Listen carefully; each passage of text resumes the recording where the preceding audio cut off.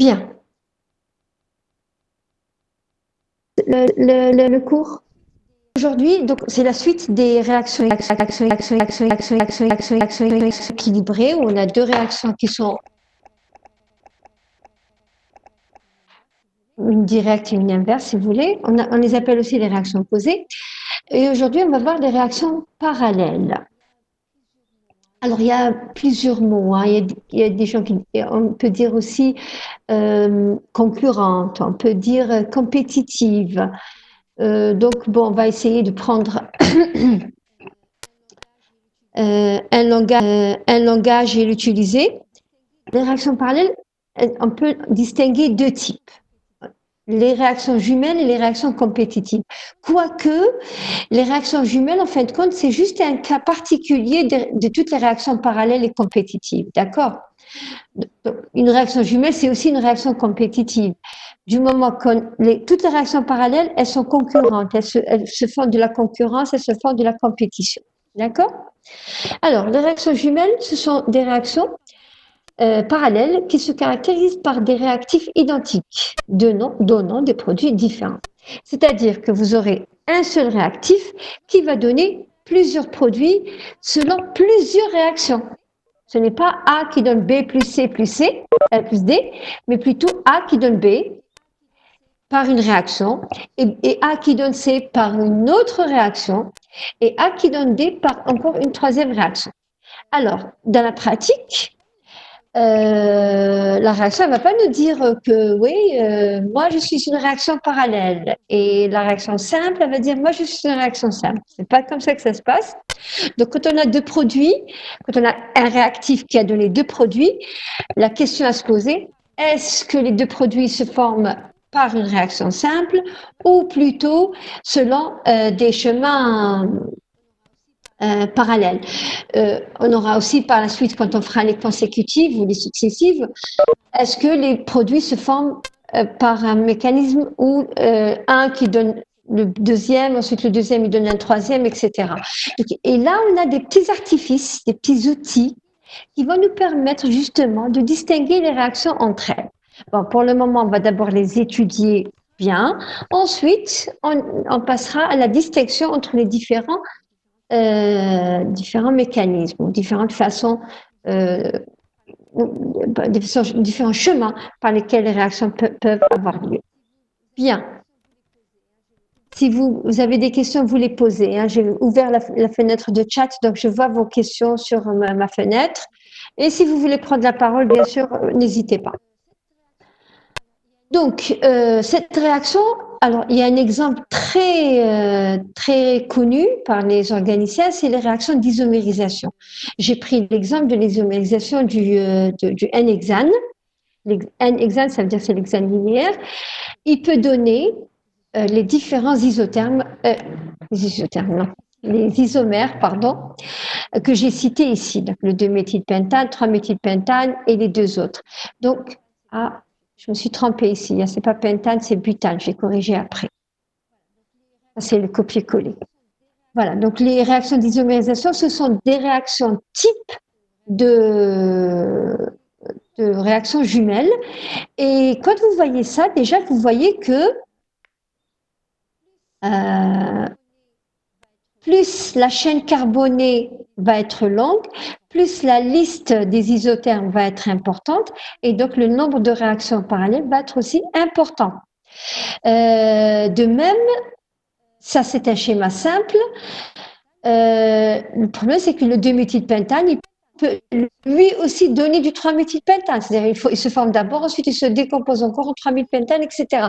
Donc là, il y a énormément de réactions qui vont avoir lieu.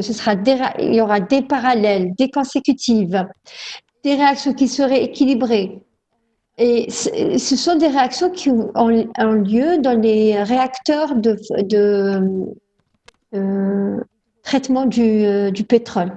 L'hydroisomérisation ou l'hydrocraquage du pétrole, on a souvent toutes ces réactions-là qui ont lieu en même temps. Et le but, c'est des fois, le chimiste, il joue sur justement comment accélérer une réaction par rapport aux autres, parce que, par exemple, cette réaction qui forme le 2,3-diméthylbutane, elle est beaucoup plus intéressante que celle qui forme le 2-méthylpentane, par exemple. Voilà. L'exemple 2, ce sont les réactions jumelles à deux réactifs. Ici, il faut que j'en ai un. Ici, c'était à un seul réactif. Ici, c'est à deux réactifs. Je l'enlève tout de suite avec vous.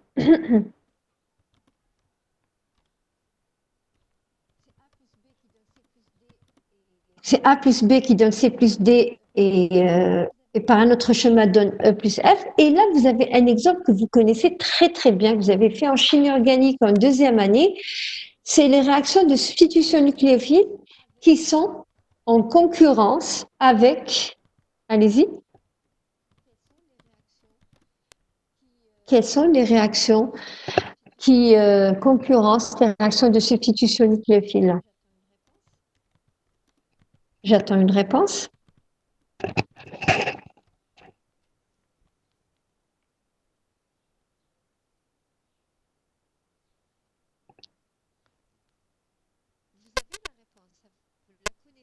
Vous avez la réponse, vous la connaissez parce que vous avez fait l'étude pendant un bon moment. Les substitutions nucléophiles, elles sont en compétition avec quelle réaction?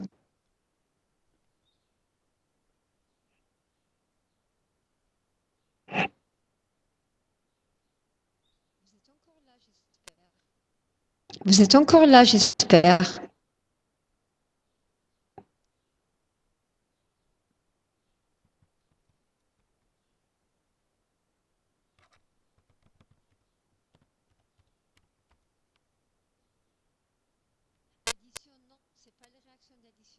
Addition, non, c'est pas les réactions d'addition.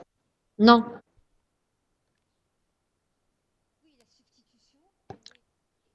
Oui, la substitution, la substitution nucléophile, elle est en compétition avec quelle réaction? Les SN, substitution nucléophile. SN2. Non, SN2, c'est un type de substitution nucléophile. On peut avoir soit une SN1, soit une SN2. Ça, c'est l'ordre de la réaction d'ailleurs. Le 1 et le 2, c'est l'ordre de la réaction. Mais l'halogénation, l'élimination, oui, c'est ça, l'élimination, bien sûr. C'est les réactions d'élimination. À chaque fois que vous avez une substitution nucléophile, à côté, vous avez les réactions d'élimination. Et après, vous pouvez jouer sur les conditions de la réaction pour favoriser soit la substitution nucléophile, soit l'élimination. Parmi les facteurs justement sur lesquels on peut jouer, c'est la température. Si vous vous rappelez, vous disiez que si on élève la température, on favorise plus l'élimination que la substitution nucléophile. Donc, à basse température, la substitution nucléophile, les produits de la substitution nucléophile vont être majoritaires. Et à haute température, ce sont les produits de l'élimination qui vont être majoritaires. Justement, j'ai donné un exemple, un exemple de substitution nucléophile. Donc, j'ai pris un substrat avec qui pourrait donner un carbocation primaire, oui. Et donc, s'il est primaire, ça veut dire qu'il n'est pas très stable. Donc, ce serait plutôt en fait, le carbocation ne se forme pas. Et c'est pour ça qu'on va avoir un mécanisme SN2.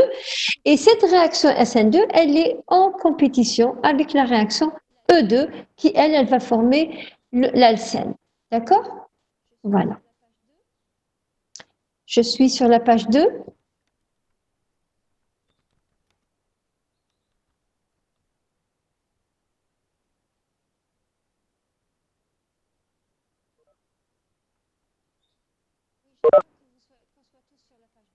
Oui, j'attends qu'on soit tous sur la page 2 maintenant. Très bien, voilà. C'est pour ça, je sais que ça prend un peu de temps parce que j'avais essayé la dernière fois avec mon téléphone, ça prend des fois un peu de temps. Donc, j'essaie toujours, pour ne pas parler dans le vide, ça ne sert à rien. Très bien. Donc, maintenant, on va prendre, oui, j'ai pas, si, c'est les réactions jumelles. Donc, on est en train de parler des réactions jumelles, d'accord? Donc, et j'ai pris le cas le plus général, c'est-à-dire que j'ai pris A plus B qui donne par une réaction 1 le produit P1 et par la réaction 2 le produit B2. Oui, bon, c'est pas très heureux, c'est pas grave. OK. Alors, à t égale à 0, on va prendre la concentration initiale en A égale à petit a et la concentration initiale de B égale à petit b. Par la réaction 2, donc on va former à T le produit P2. Ensuite, supposons qu'il se forme à Z mol. Là, il y a un petit problème. Attendez, parce qu'en fait, j'avais notre réaction, je rappelle qu'on est en train de faire les réactions parallèles et qu'on a commencé par les réactions jumelles. Les réactions jumelles, ce sont des réactions où les réactifs sont communs à deux réactions différentes. Les deux réactifs sont un ou deux réactifs sont communs aux deux réactions. D'accord? On avait vu qu'il y avait deux types de réactions jumelles, à un seul réactif et à deux réactifs. J'ai pris le cas le plus général du cas de réactifs. Je démarre des mélanges AB à des concentrations petit a et petit b. À T égale 0, je n'ai pas de produit. À T égale à T, il y a formation de Z mol par litre du produit P2 et Y mol par litre du produit P1. Très bien. Ça correspond à une réaction. Oui, là, j'ai pas mis. Non, c'est pas grave. Oui. Alors, ce qui a réagi de A, regardez, pour avoir Z mol de P2 et Y mol de P1, il faut que Y plus Z mol de A réagissent. Donc, ce qui reste en A, c'est A moins Y plus Z. La même chose pour B. Est-ce que vous voyez, est-ce que vous comprenez ça? Parce qu'en fait, on a deux réactions simultanées. Le A plus B, il donne en même temps Y mol de P1 et Z mol de P2. Et donc, ce qui diminue de A et de B, c'est Y plus Z. D'accord? On peut poser ce Y plus Z égale à X et on aura A moins X et B moins X pour A plus B. Et bien sûr, les deux autres, ils restent à Z et à Y. Bien. Là, par rapport à ce qu'on a l'habitude, on avait l'habitude d'avoir X, juste X comme avancement de la réaction. Là, comme on a deux réactions, donc on a l'avancement de la réaction 2, qui est Z ici, l'avancement de la réaction 1 qui est Y ici, et on a l'avancement des deux réactions en même temps qui est X. Voilà. L'équation de vitesse de disparition de A ou de B s'écrit moins D de A sur dt égale à dA moins X. J'aurais pu aussi écrire moins dB sur dt égale à dB moins X, mais ça va donner dans tous les cas dx sur dt. Là, il n'y a pas de problème. Je continue. L'équation de la vitesse de la réaction 1, c'est égal à quoi, à votre avis? dy sur dt. Donc V1, c'est dp1. Je ne peux pas l'écrire en fonction de A et de B parce que A et B, ils sont engagés en même temps de la réaction 1, en même temps de la réaction 1. Si je dois, 2. Donc, si je dois écrire la vitesse de la réaction 1, je ne peux parler que de son produit, qui est ici P1, ou un de ses produits. C'est plus dP1 sur dt, et P1 c'est Y, donc c'est dy sur dt. Et c'est égal à K1, loi de vitesse normale, K1, fois la concentration des réactifs. A à la puissance alpha fois B à la puissance bêta. L'équation de vitesse de la réaction 2, de la même manière, V2 égale à dP2 sur dt, égale à dz sur dt, égale à K2, A à la puissance alpha prime, fois B à la puissance bêta prime. Là, j'ai mis le cas le plus général. Bien. Alors, ça donne que dy sur dt, j'ai juste repris ça, d'accord? Dy sur dt, c'est K1A alpha fois B à la puissance bêta, et dz sur dt, c'est ça. Nous, on avait dit que x, c'est y plus z. Oui, bien sûr. C'est une bonne question. Les deux réactions ont lieu en même temps. C'est-à-dire que quand vous mélangez A plus B dans votre bécher, certaines molécules, elles vont donner P1. Alors, la réaction elle a lieu par rencontre de A et B. Lorsque A rencontre B, il peut donner soit P1, soit P2. Tout dépend Oui, alpha prime et bêta prime sont différents. Donc, tout dépend je sais pas. Tout dépend de comment ils se sont rencontrés, au fait. Parce que si on avait vu, si vous vous rappelez la substitution, si le OH- attaque d'une certaine manière, il va donner une substitution. S'il attaque l'hydrogène du substrat, il va donner une élimination. Donc tout dépend comment A et B se rencontrent. Mais les deux réactions, effectivement, ont lieu en même temps. C'est pour ça qu'on les appelle des réactions compétitives et parallèles. Parallèles, ça veut dire elles marchent ensemble. Bien. Oui, dans le cas général, pour le moment, on a mis alpha différent de alpha prime et bêta différent de bêta prime. On pourrait penser que alpha prime serait différent. Mais on va voir que souvent, ils vont être égaux et on va voir pourquoi. D'accord? Donc, nous, on a dit que x est égal à y plus z. Comme x est égal à y plus z, à votre avis, qu'est-ce que je vais écrire maintenant?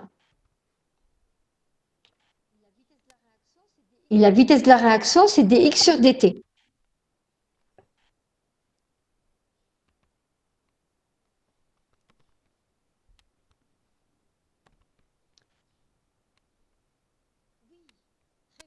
Oui, très bien. C'est pas, voilà, c'est pas P1 plus P2. Regardez, on va revenir. Attendez, hein, on va revenir à notre exemple de tout à l'heure, comme ça vous allez mieux comprendre. Désolée, hein, je vais revenir en arrière, mais c'est mieux. Regardez ici cette réaction.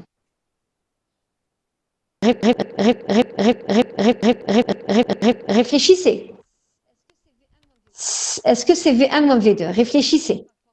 Mais c'est bien d'avoir pensé à V1 plus la somme, oui. On va voir pourquoi c'est la somme. Alors, regardez ici. Regardez ici, bien. On est revenu à la page 1. Hein. Votre camarade a posé la question, est-ce que c'est les deux produits en même temps? Est-ce que c'est soit P1, soit P2? Regardez ici. P1, il va représenter l'alcool. Et P2 va représenter l'alcène. Donc, ça, soit il donne l'alcool, soit il donne l'alcène. Il ne peut pas les donner en même temps. Donc, certaines rencontres entre OH- et le substrat vont donner un remplacement d'une substitution du Br par OH-. Sinon, d'autres rencontres, elles vont éliminer l'hydrogène et le Br va partir et dans ce cas-là, on va avoir un alcène. Donc, ce sont des réactions qui ont lieu en même temps, mais les deux produits ne sont pas parce que c'est pas comme quand je dis HCl plus H2O qui donne H3O plus Cl-. Là, non. La rencontre a donné les deux produits en même temps. Là, ce sont deux chemins qui conduisent aux deux produits P1 et P2. Donc, j'étais arrivé là. On est revenu à la page 2. Comme x égale à y plus z. Alors, vous me dites c'est la somme. Bien, on peut le voir mathématiquement, puisqu'on a posé x égale à y plus z. Donc, dx sur dt, c'est dy sur dt plus dz sur dt. Logique. Ça, c'est mathématique. Mais maintenant, réfléchissons chimiquement, si on peut le dire. Le A, la vitesse de disparition de A, c'est la vitesse de sa disparition pour donner P1, plus sa vitesse de disparition pour donner P2. Vous êtes d'accord avec moi? Il disparaît de deux manières. Donc V, c'est V1 plus V2, et non pas moins. Alors, par rapport aux réactions équilibrées, pourquoi c'était moins? Dans les réactions équilibrées, il y avait une réaction qui allait dans un sens, elle faisait disparaître A, mais l'autre réaction, qu'est-ce qu'elle faisait? Elle faisait apparaître A. C'est différent. C'est-à-dire que une, elle le fait disparaître, et la deuxième, elle le fait apparaître, comme si qu'elle marchait à l'inverse de l'autre réaction. Et d'ailleurs, on les appelle les réactions réversibles, les réactions inverses, opposées. Donc, c'est pour ça que la vitesse de la réaction, vitesse de disparition de A, il fallait retrancher la vitesse de la réaction inverse de la vitesse de la réaction directe. Là, non. Les deux réactions forment A et B, voilà. Deux réactions consomment A et B. Très bien, c'est une bonne phrase, Farouk. Les deux réactions consomment A et B. Et donc, si je dois avoir la vitesse de consommation de A, il faut que je somme les deux vitesses. Voilà. Et mathématiquement, ça se comprend. Donc, c'est dy sur dt plus dz sur dt. Bien. Bon, là, c'est pas très bien mieux. On est à la page 3. Vous y êtes?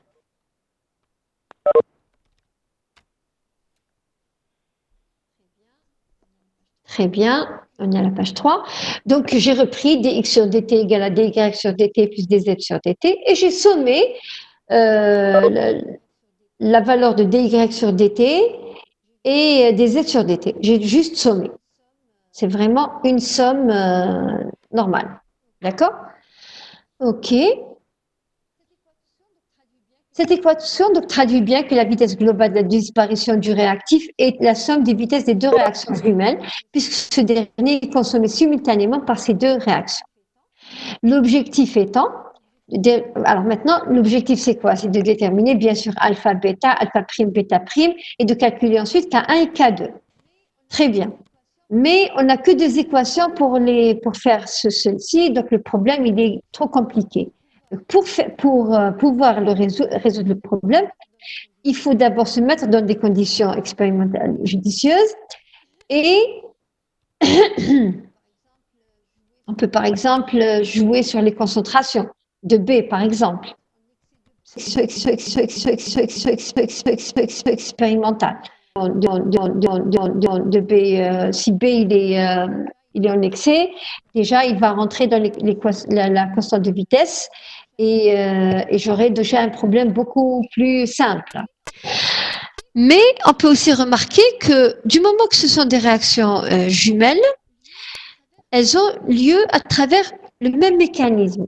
Rappelez-vous maintenant, les substitutions et les éliminations, puisque ce sont des réactions que vous utilisez beaucoup, que vous avez beaucoup étudiées, pardon. La SN1 était en compétition avec la E1 et la SN2 en compétition avec la E2. On n'avait jamais l'inverse, jamais SN1 avec E2 et SN2 avec E1. Pourquoi? Parce que justement, la SN1, elle passe par un carbocation. La même chose pour E1, c'est hydrogéné pour former l'alcène. Et dans l'ordre 2, c'est pareil. Donc, souvent, alpha est égal à alpha prime et bêta est égal à bêta prime. Ça, c'est très raisonnable. D'accord? Bon, on peut aussi faire mathématiquement pur, mais on va pas, déjà, ce sera trop difficile. Oui, c'est une très bonne remarque. Alors, j'ai dit, vous parlez de la température pour SN1 et SN2, c'est très bien. J'ai dit, pour favoriser l'une par rapport à l'autre, on joue sur la température. Mais toujours, on aura la deuxième réaction qui a lieu. Ça ne veut pas dire qu'elle va disparaître. Si je travaille à basse température, l'élimination, elle va avoir lieu, mais en très faible proportion. Et si je suis à haute température, la substitution, elle va avoir lieu, mais en très faible proportion. Donc là, quand on étudie une réaction de manière cinétique, on est à la même température. On ne peut pas faire la réaction à deux températures différentes. On est en train de travailler sur des réactions jumelles qui ont lieu dans le même bécher. On ne va pas dire oui, lui il est à température 25 et lui il est à 80. Ça, c'est pas possible. On est à la même température, mais c'est vrai qu'on peut favoriser un chemin, favoriser et non pas éliminer un chemin par rapport à un autre.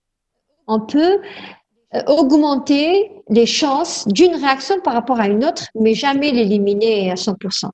D'accord? Donc alpha égale à alpha prime et bêta égale à bêta prime, et donc raisonnable. Maintenant, dy sur dt, c'est k1a à la puissance alpha fois bêta, b à la puissance bêta, puisque, voilà. Et dz sur dt, k2.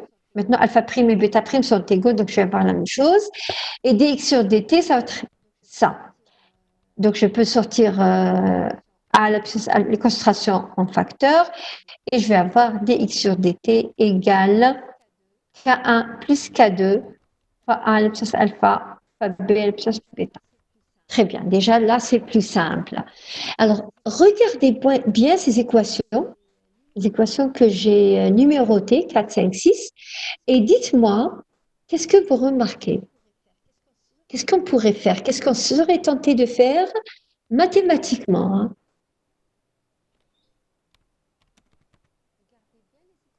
Regardez bien les équations et imaginez qu'est-ce qu'on pourrait faire. J'attends une réponse, hein. Déjà, oui, on peut remplacer par A moins X et B moins X, oui.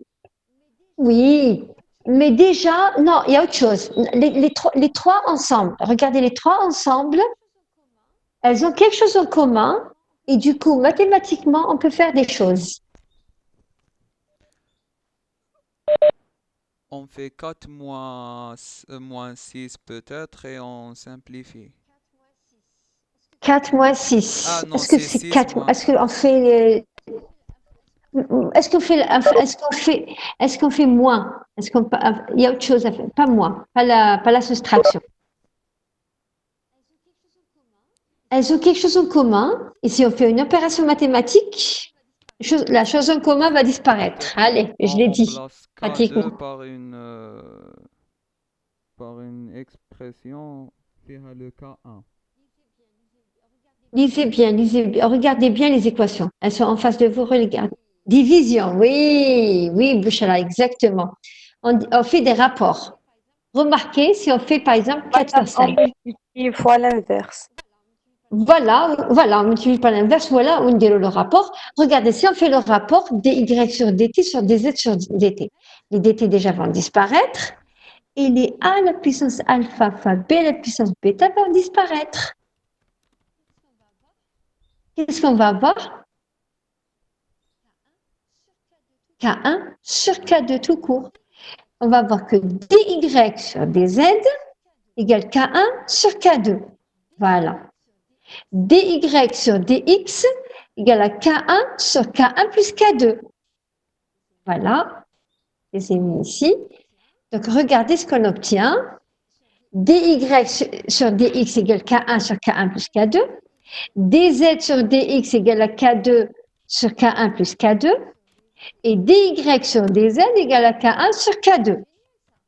C'est génial, ça. Ça veut dire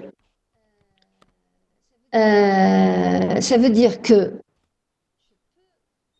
je peux avoir y en fonction de x, z en fonction de x, y en fonction de z de manière simple. Si je devais intégrer, qu'est-ce que je vais trouver?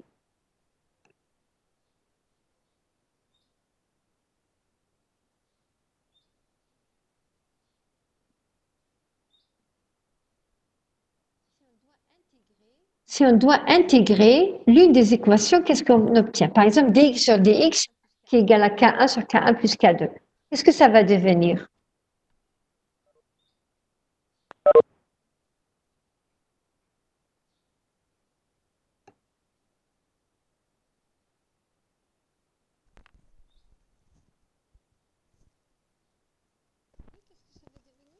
Oui, qu'est-ce que ça va devenir?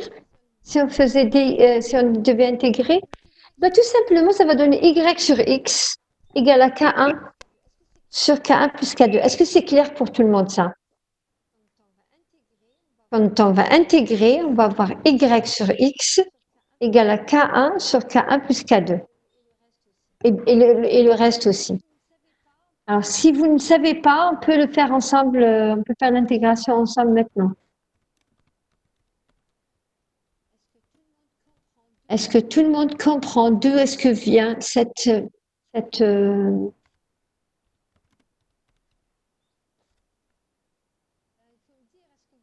Ben, il faut me dire, est-ce que vous comprenez ou vous ne comprenez pas? Exactement, exactement. Quand on l'intègre, on va trouver Y. Non. D'accord, ok. Allons-y. On va le faire. Je vais juste mettre une feuille de brouillon ici.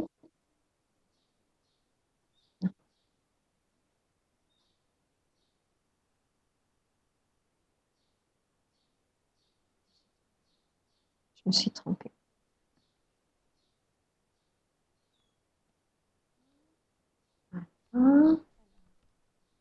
Alors, on va démarrer de là. Mais c'est les mêmes, c'est analogue. Voilà. Donc, ça devient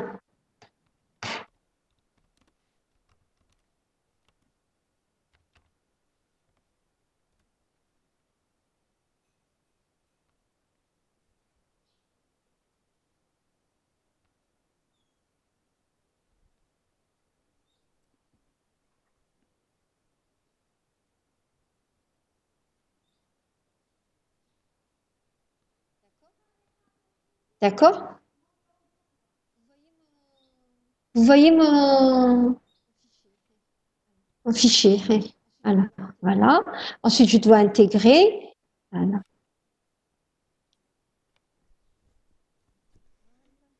Intégrale. Je prends un AD.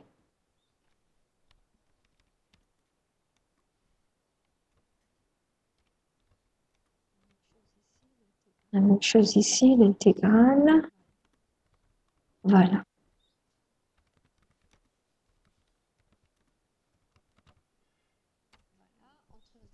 Voilà, entre 0 et Y, puisqu'Y varie entre 0 et Y, et là, c'est entre 0 et X. D'accord? L'intégrale de dy, c'est Y. Prise entre Y égale à 0, donc c'est Y moins 0, donc ça donne Y. Ça va devenir Y égale, j'espère que vous me suivez, K1 plus K2,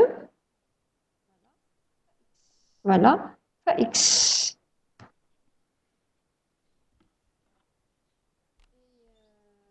Et après, Y sur X égale à K1 sur K2. Très bien, voilà. Bien. Comme ça, c'est réglé une fois pour toutes. Il vaut mieux. Il ne faut jamais laisser de points noirs, d'accord? Parce que tant que vous n'êtes pas sûr de quelque chose, vous ne la retiendrez jamais. C'est ça qu'on ne peut pas bien, on ne retient pas. C'est pas vrai. Bien, donc les Y sur X et Y sur Z, c'est des rapports des constantes de vitesse. Alors, ce qui est bien, c'est que regardez, Y, c'est celui de la réaction 1. Donc, il est en vis-à-vis avec la constante de la réaction 1. X, c'est les deux réactions. Donc, c'est la somme. Et Z, c'est l'avancement de la réaction 2. Il est en vis-à-vis avec la constante de la réaction 2. Donc, c'est très simple à retenir. Bien. Pas de quoi. Le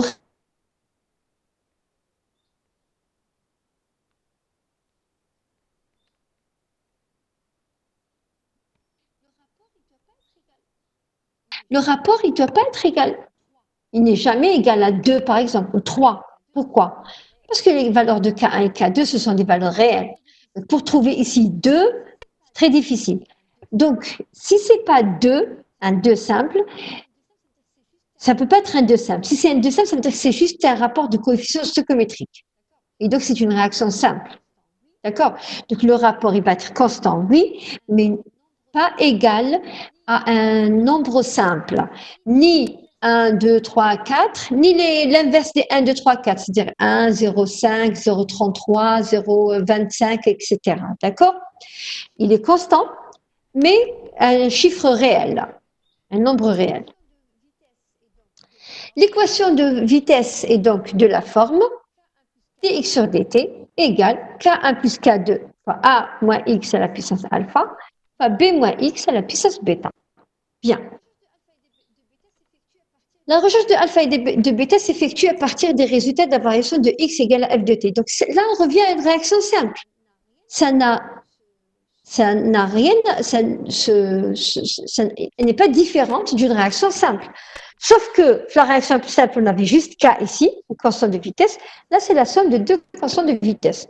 Mais c'est une constante de vitesse. La somme aussi, c'est une constante. Donc, c'est analogue à une réaction simple. Et donc, le traitement, il se fait exactement de la même manière.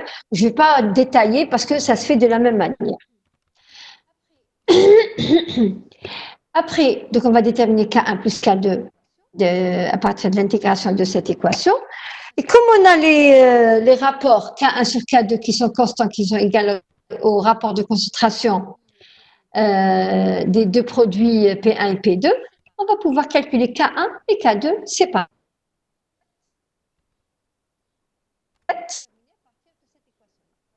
Déterminé à partir de cette équation-là, à partir du rapport. Ben oui, à T final, la vitesse elle est égale à 0 parce qu'elle elle ne dépend que des produits de la réaction. Et les produits de la réaction, ils sont épuisés à la fin de la réaction. Il n'y en a plus. Oui, à T final, la vitesse elle est égale à 0. Comme la vitesse d'une réaction simple. La vitesse d'une réaction simple, elle tend vers 0 à la fin. Pardon, oui, ça c'est. Oui, je finis. Ça, c'était le brouillon qu'on avait fait. Oui, bien sûr qu'on peut écrire K2 en fonction de K1, oui. Parce que c'est Y sur Z. Et rappelez-vous, Y, c'était la concentration de P1 et Z, c'est la concentration de P2. Et on les a, ces concentrations, on peut les mesurer. Donc, le rapport K1 sur K2, on peut le chiffrer. Et alors, on peut écrire K1 en fonction de K2 ou l'inverse. D'accord? On y va. Très bien. Ça tombe bien, on a un exercice. Voilà. Lisez l'exercice sur l'eau et essayez de le faire. Acétique peut se décomposer selon deux réactions parallèles, CH3COH qui donne CH4 plus CO2 et CH3COH qui donne C2H2O plus H2O. Et là, ils vous ont donné les deux constantes de vitesse, K1 et K2. Hein. X, c'est la concentration consommée en CH3COH. Y, la concentration de CH4 à l'instant T. Z, la concentration en C2H2O à l'instant T. Quel est le lien entre X, Y et Z? Alors, on n'apprend pas. On n'apprend pas. Parce qu'il y a les coefficients stoichiométriques. Ici, tous sont égaux à 1, comme l'exemple qu'on a fait. Mais, donc à chaque fois, vous devez réécrire ce que j'ai écrit. Parce que du moment qu'il y a un coefficient stoichiométrique, il va justement jouer, on devra l'introduire. D'accord? Essayez de faire l'exercice, au moins la question 1, pour qu'on le fasse ensemble après.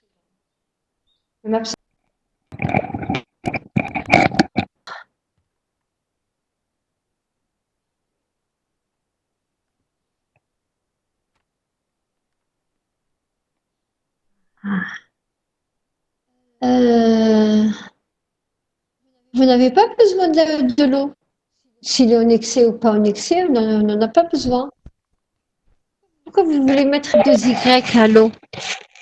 Non, madame, parce que le CH4 a la concentration Y, mais aussi il y a le CO2, donc... Bien sûr, oui, il est donc, aussi à la concentration donc Y. c'est 2Y plus Z. C'est ça égal à X. Parce que lorsque X se consomme en CH4 et CO2, donc il y a deux fractions de masse qui va...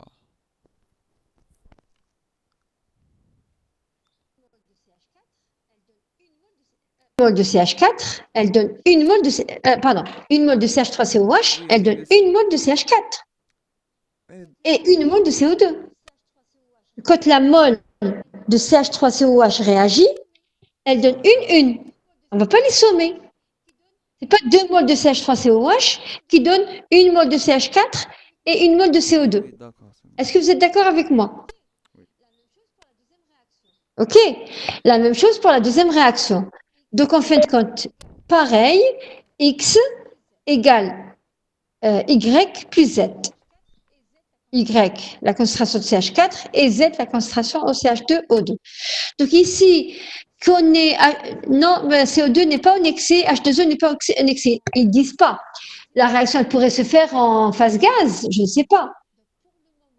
Ils n'ont rien dit. Donc pour le moment, pour nous, de toute façon, on n'a pas besoin de, on suppose pas. On suppose quand on nous donne des indications. J'ai l'habitude de dire H2O en excès. Pourquoi? Parce qu'on me dit en milieu aqueux. Oui, en milieu aqueux, H2O est bien en excès. Mais ici, ça ne veut pas dire qu'il est en excès. Mais on n'en a pas besoin parce que une mole de CH3COH, elle donne une mole de CH2OO, mais aussi une mole de OH2O. D'accord? Donc,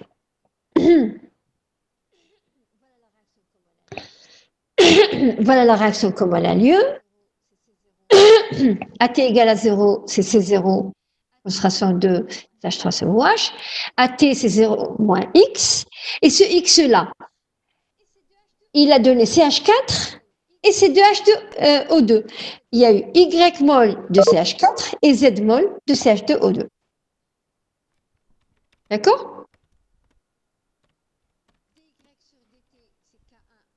dy sur dt, c'est K1A le puissance alpha. Donc, j'ai noté CH3, pour ne pas écrire tout CH3COH, j'ai noté A.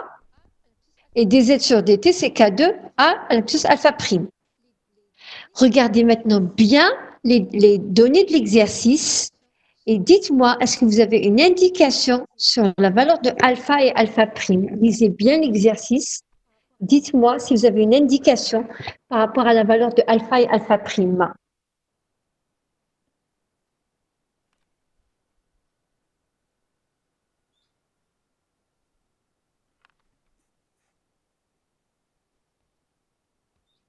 Donc, les deux réactions sont d'ordre 1. Ça, il fallait le voir à partir de l'unité de K. Bien.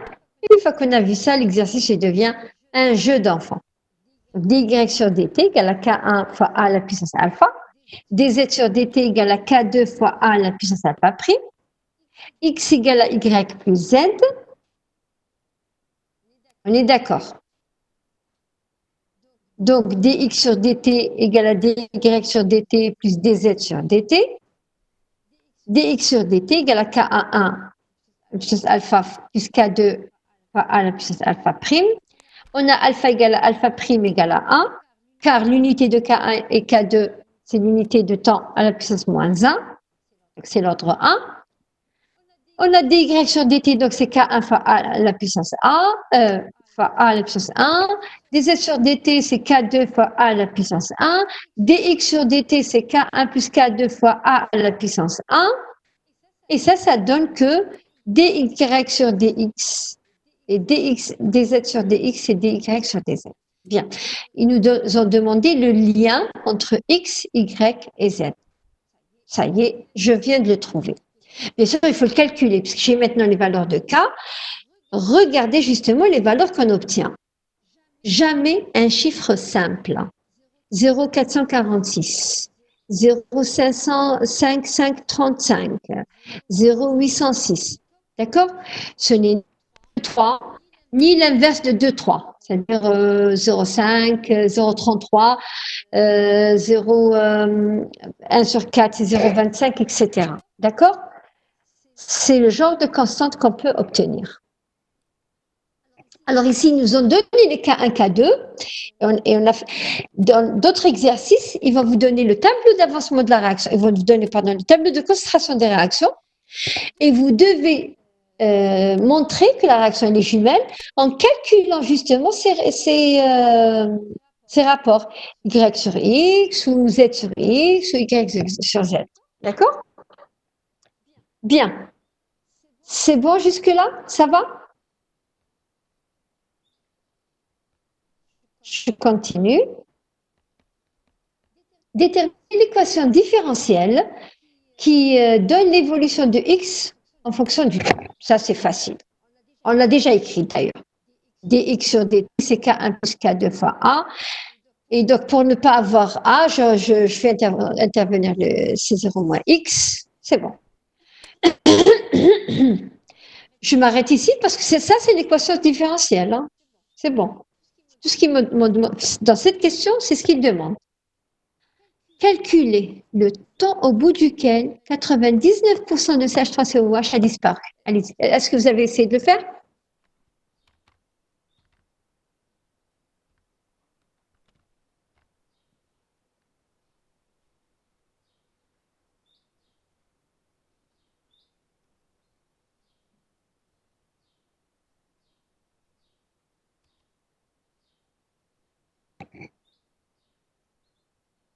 Très, très bien. Oui, très, très bien. X égale à 0,99 fois C0. C'est X qui est égal à ça. Donc, bon, j'ai d'abord intégré l'équation. Voilà. J'ai d'abord intégré l'équation normale, ordre 1, simple. Et après, j'ai dit 90. Alors, s'il vous plaît, vous suivez. Et je sais qu'il y a des étudiants qui ont du mal avec ça. La flèche, la règle de 3. Non, ça ne sert à rien, franchement. Apprenez à parler pourcentage. 99% de CH3OH a disparu. Ça veut dire que le rapport de CH3COH disparu sur CH3COH initial est égal à 0,99. C'est ça. Écrivez le rapport. Apprenez à l'écrire avec le rapport. Après, vous pouvez déterminer ce que vous voulez. Ça va donner que A disparu sur A0 égale à 0,99. Donc, X, le A disparu, c'est X. Sur C0 égale à 0,99. Et donc, X égale à 0,99 fois C0. Et je vais remplacer ce X-là dans cette équation et je tire T. Voilà. Et j'ai trouvé T égale à 0,55 secondes.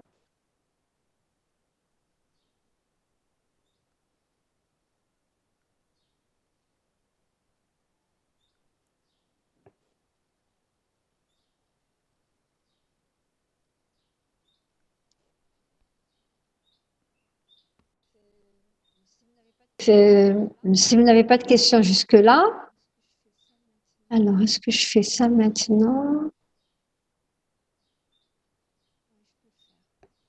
Oui, je peux le faire.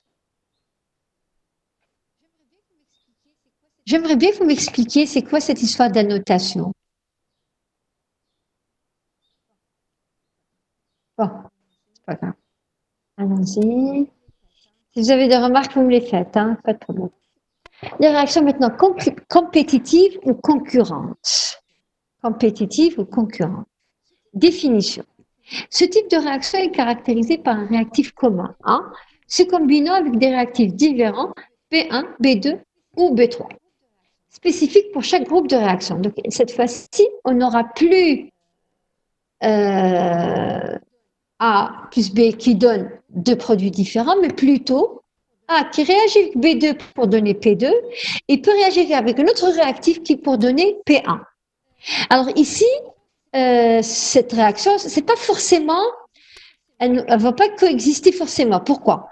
Parce que du moment, si je mets pas B2, si je ne mets pas B2, il n'y aura que la première réaction, A plus B1 qui. Le problème, c'est que des fois B2, il existe par la force des choses. Par exemple, B2, c'est le solvant.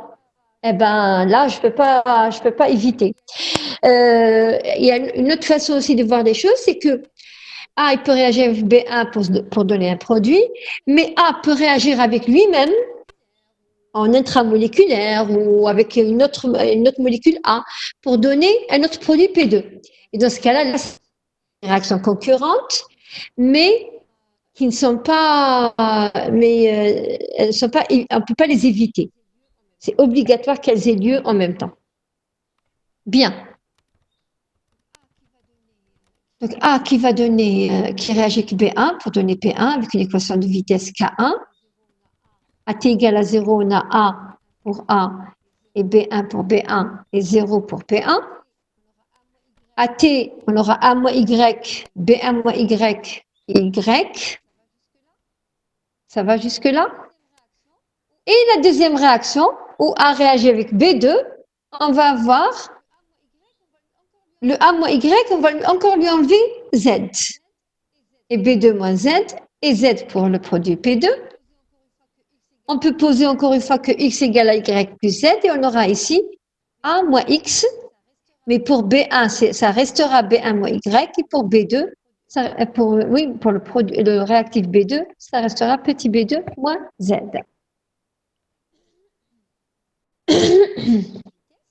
Les équations de vitesse sont alors de la même manière, ça ne va pas changer.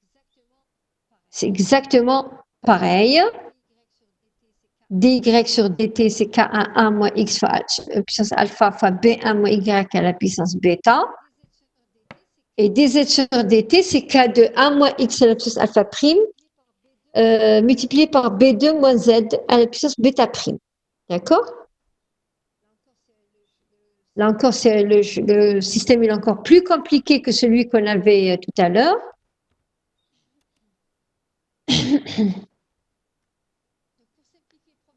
Donc, pour simplifier le problème, on va poser alpha égale à alpha prime.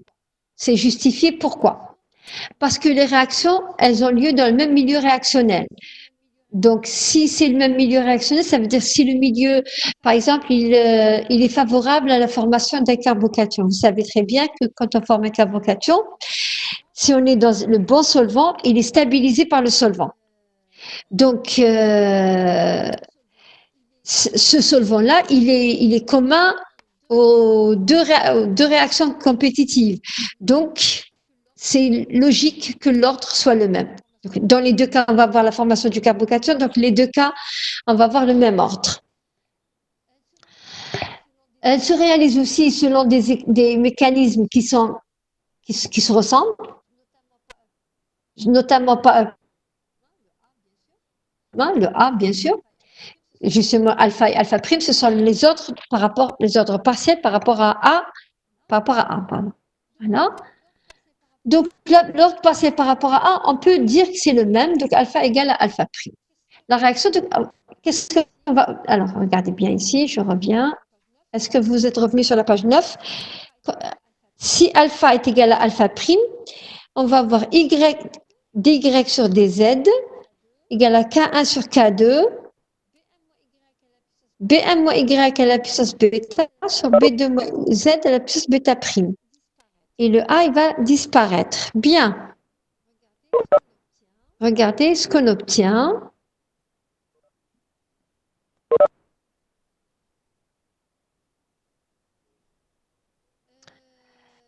C'est souvent le cas. Ils sont souvent égaux. Les ordres par rapport au réactif commun, c'est souvent le cas.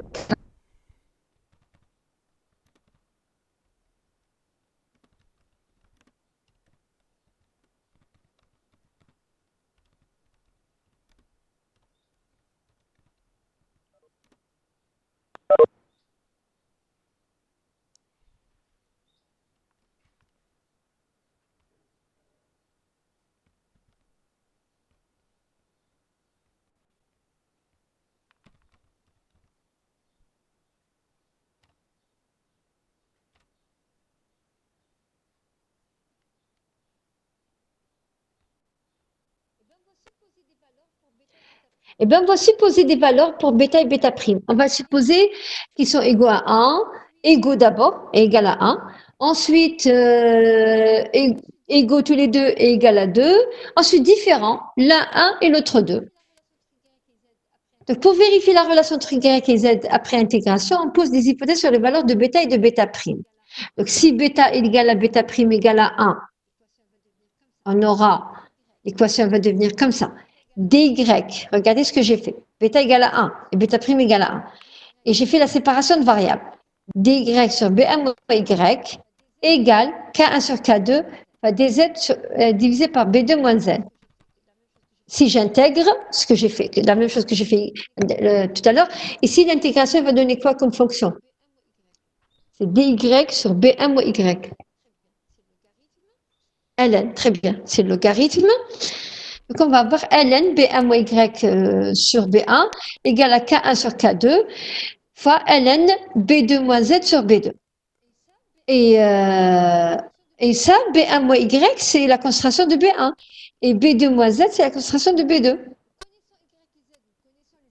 Donc, connaissant Y et Z ou connaissant les concentrations de B1 et de B2, on va pouvoir tracer ln de B1 moins Y sur B1 en fonction de ln B2 moins Z sur B2. Et la pointe de la droite, ce sera la valeur de K1 sur K2, justement. Si maintenant, le deuxième cas, si maintenant bêta égale à bêta prime égale à 2, donc ça va être dy sur B1 moins Y au carré égale à K1 sur K2 fois dz sur B2 moins Z au carré. J'espère que vous êtes tous à la page 11.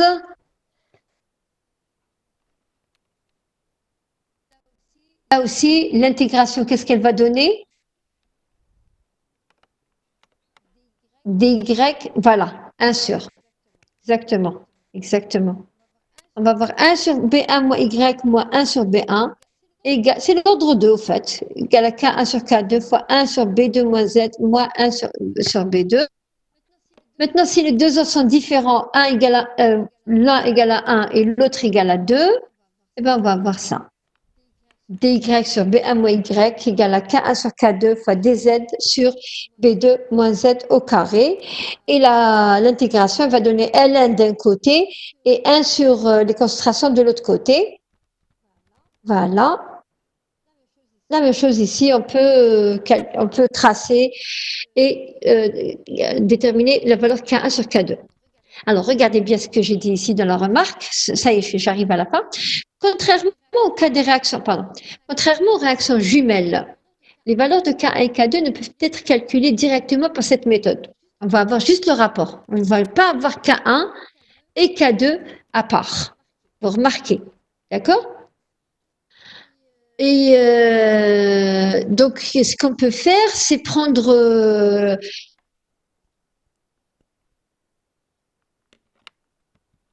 mais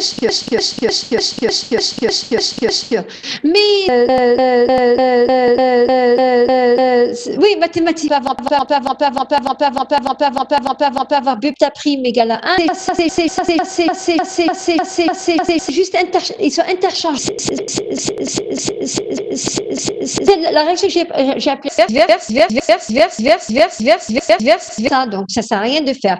C'est pas comme dans les réactions équilibrées où l'une était l'inverse de l'autre. Donc, elles ne sont pas interchangeables. Mais sinon, ces deux réactions, Madame, mais peut-être c'est pas le fait d'avoir un quatrième cas, non, ça sert à rien. peut-être l'ordre par rapport à B1 icône 2 ou l'ordre par rapport à B2 icône 1. Alors, pour calculer K1 et K2, il faut carrément faire les deux réactions séparément, c'est-à-dire faire la réaction de A avec B1 et A avec B2 pour calculer K1 et K2 à part. Par contre, ce que ça va nous renseigner, l'étude de la réaction, les deux réactions en même temps, simultanément, c'est de trouver le degré de compétitivité entre les deux, parce que le rapport K1 sur K2, il va me dire laquelle des deux réactions est plus rapide que l'autre, mais dans les mêmes conditions. Parce que quand je vais les faire séparément, ça va pas être exactement la même chose. Mais là, ils sont en train de réagir de la même manière, dans exactement les mêmes conditions, puisqu'ils sont dans le même bécher, et je vais pouvoir calculer le rapport K1 sur K2 qui va me renseigner sur l'affinité de A par rapport à B1 et B2. De comparer l'affinité de A à B1 et B2 dans les mêmes conditions. D'accord? Cas particulier, et ça c'est important. Regardez, j'ai pris la même réaction que tout à l'heure. Hein. On est sur la page 12. Hein. On est sur la page 12. Alors, regardez le système de réaction que j'ai pris. Est-ce que je ne peux pas simplifier ce système par une méthode qu'on a utilisée pour les réactions simples dans la détermination de l'ordre? Quelle est la méthode qui va pouvoir me simplifier l'étude de cette réaction?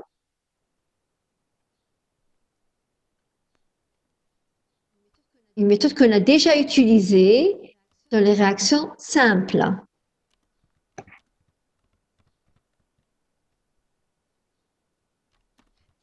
Très bien. Pas DEF. Pourquoi? DEF, c'est des produits. DEF, ce sont des produits de la réaction. Ils ne rentrent pas dans la vitesse. Qu'est-ce qu'on prend? B1 et B2, on peut les prendre en excès. Voilà, B1 et B2, exactement. Ce système, donc, il peut se réduire à un système de réaction jumelle si les réactifs B1 et B2 sont en excès par rapport à A. Leur concentration respective B1 et B2 ne va pas varier en fonction du temps. Et les équations de vitesse deviennent dy sur dt, c'est K1 fois 1 moins xl plus alpha fois bêta, B1 à la plus bêta, bêta prime. Et là, je vais avoir un K apparent 1 et un K apparent 2 qui est égal à K1 fois B1 à la puissance bêta et K2 fois B2 à la puissance bêta prime. Et ça va me permettre de beaucoup simplifier. Donc, je vais revenir et regarder, c'est les mêmes équations. Si alpha est égal à alpha prime, regardez, c'est les mêmes équations qu'on avait eues pour les réactions jumelles. Donc, le cas d'une réaction compétitive, je peux le ramener, le problème, je peux le ramener à un problème de réaction jumelle pour calculer les constantes. Pardon. OK. Voilà.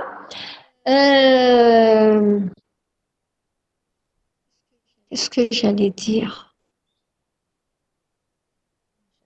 J'avais une idée d'un... Juste